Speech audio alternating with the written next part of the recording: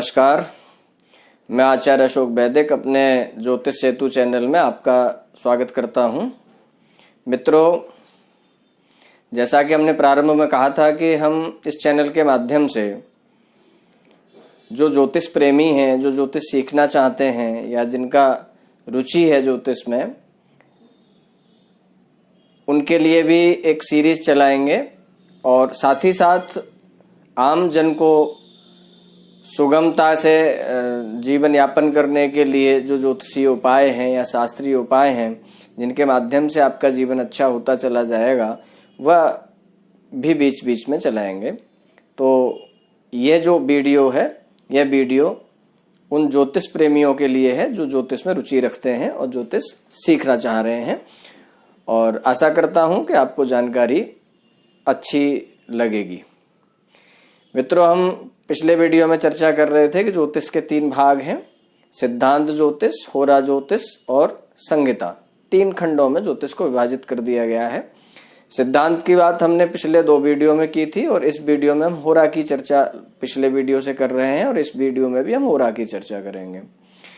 ये वीडियो भी बहुत प्रारंभिक वीडियो है, तो मैं इसमें जानकारी जो दूंगा वो पंचांग की दूंगा कि किन्हीं ज्योतिष सीखने वाले व्यक्ति को प्रारंभ में किन किन चीजों की आवश्यकता होती है, वह इसमें जानकारी है। तो सबसे पहले जिन्हें ज्योतिष में प्रेम है और रुचि है, वो ध्यान से सुने कि आपको पंचांग की पूरी जानकारी पता होनी चाहिए। पंचांग 5 चीजों से बना होता है, जिसमें सबसे पहला वार है, तिथि है, योग है, करण है। तो ये 4-5 जो चीजें हैं, तिथि वारम च योगम च योग करणमेव च, ऐसा लिखा गया है पंचांग में। ये चीजें आपको पता होनी चाहिए। सबसे पहले वारों के नाम आपको पता होने चाहिए, अधिकांश से तो पता होते ही हैं। तिथियों के नाम भी आपको पता होने चाहिए।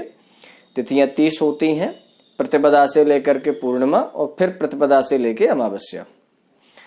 इसके बाद में करण होते हैं, कितने करण होते हैं वह भी आपको पता होना चाहिए। योग भी आपको पता होना चाहिए, कितने योग होते हैं। नक्षत्र आपको पता होने चाहिए, कितने नक्षत्र होते हैं। तो इन सब चीजों को आपको एकदम हृदयंगम कर लेना चाहिए। ये चीजें आपको कंठस्थ होनी चाहिए, आपको पुस्तक में देखने की आवश्यकता न पड़े। ये चीजें जब आपको पता चल जाएंगी तो इसके अगले स्टेप में जो चीजें आपको बताई जाएंगी वो आसानी से, सरलता से आपको समझ में आएंगी। इसके अगले क्रम में फिर आपको नवग्रह के बारे में बताया जाएगा। ग्रह कितने होते हैं? 9 ग्रह होते हैं। नवग्रहों के बाद में आपको फिर नक्षत्र तो बता ही दिए गए हैं। नक्षत्रों के बाद नक्षत्रों के स्वामी, कि नक्षत्रों के स्वामी कौन कौन से नक्षत्र के कौन कौन स्वामी हैं। फिर राशियां आपको बता दी जाएंगी। राशियां आपको पता होनी ही चाहिए। 12 राशियां होती हैं, तो 12 राशियां आपको याद होनी चाहिए और 12 राशियों के स्वामी भी आपको पता होने चाहिए। नवग्रहों में ग्रहों के साथ साथ ग्रहों का स्वभाव भी आपको पता होना चाहिए, किस ग्रह का कौन सा स्वभाव है और किस ग्रह का कौन सा लिंग है। राशियों के विषय में भी राशियों का कारकत्व और राशियों का स्वभाव, ये दोनों चीजें आपको पता होनी चाहिए। चर राशि, स्थिर राशि, दुस्वभाव राशि, ये भी आपको पता होना चाहिए। भाव आपको पता होना चाहिए, कितने भाव हैं। 12 ही भाव होते हैं और 12 ही राशियां होती हैं।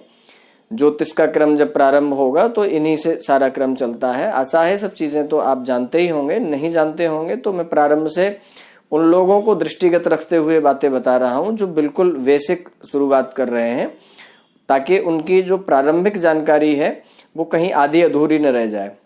अक्सर देखने में ऐसा आता है कि जब हम ज्योतिष सीखना चाहते हैं और हमारी लालसा होती है उस विषय के प्रति कि हम सीखेंगे, हम करेंगे, लेकिन हम जो तैयारियां होती हैं उसे नहीं करते और डायरेक्ट हम कहीं न कहीं जाकर के फलादेश पर अपना फोकस करने लग जाते हैं, किन्हीं की कुंडली देखने लग जाते हैं। हमें पता ही नहीं होता उच्च ग्रह कौन सा है, नीच ग्रह किस राशि में होता है, किन किन अंशों पर ग्रह उच्च का होता है, किन किन अंशों पर नीच का होता है, उसके दृष्टि संबंध क्या होते हैं, किस ग्रह की कितनी दृष्टि होती है। तो इसमें मैं आपको बताता चला जाऊंगा। तो इसके लिए मैं आपको एक सुगम तरीका बता देता हूं कि एक बुक आती है जिसे अनेक प्रकाशक प्रकाशन करते हैं, उसका नाम है बृहद बकहड़ा चक्रम। ये बहुत छोटी सी ज्योतिष की प्रारंभिक पुस्तक होती है। ये हर ज्योतिष प्रेमी को खरीद लेनी चाहिए, जिसे ज्योतिष में रुचि है अथवा ज्योतिष वो सीखना चाहता है। उसके अंदर ये आपको जो जानकारियां मैं आपको बता रहा हूं वो सारी जानकारियां उसके अंदर पहले से विद्यमान है। उसका अध्ययन आप निरंतर करें और उस पुस्तक को आप कंठस्थ करके हृदय में बिठा लें। बिल्कुल आपको विचार न करना पड़े, देखते ही आपको पता चले कि 1 का मतलब मेष राशि होती है और 12 का मतलब मीन राशि होती है, 8 का मतलब वृश्चिक राशि होती है, 7 का मतलब तुला राशि होती है। ये आपको तुरंत पता चल जाए। आगे चल के इन्हीं राशियों से काल पुरुष की कुंडली बनती है। उसमें अमुक अमुक भाव में अमुक अमुक ग्रह विद्यमान होते हैं और उनकी दृष्टि को देख करके, भावों को देख करके फिर प्रारंभ होता है फलादेश। तो इस क्रम में आप जो है अपना काम करें। दूसरी मैं ये कहना चाहूंगा कि शिक्षा और विद्या में फर्क है, दोनों में अंतर है। तो शिक्षा उसे कहते हैं जो बहुत सरलता से, आसानी से जो चीज सीखी जाती है किसी के द्वारा, उसे शिक्षा कहते हैं।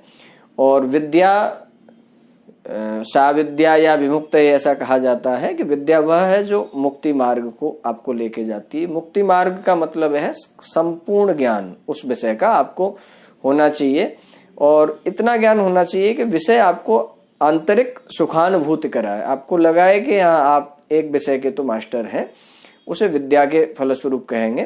तो जब आपकी शिक्षा न रह करके विद्या के रूप में जब आपको आ जाएगी तो आप अनुभव करेंगे कि आपको वो स्वयं को तो आनंद दे ही रही है, लेकिन आप जिन किन्हीं को बताएंगे उनको भी चरितार्थ रूप से, प्रत्यक्ष रूप से फलादेश आपका घटित होगा। तो ये एक तरीका है, तो इसे जरूर याद करके चलें। और एक और मेरा आपसे निवेदन है कि आधी अधूरी जानकारी लेकर के यदि आप प्रारंभ कर देंगे तो आपको समस्या होगी। जो मैं मार्ग बता रहा हूं ये बिल्कुल जेन्युइन मार्ग है, इसी मार्ग से हमें आगे जाना चाहिए और हमें सफलता प्राप्त होगी। धन्यवाद।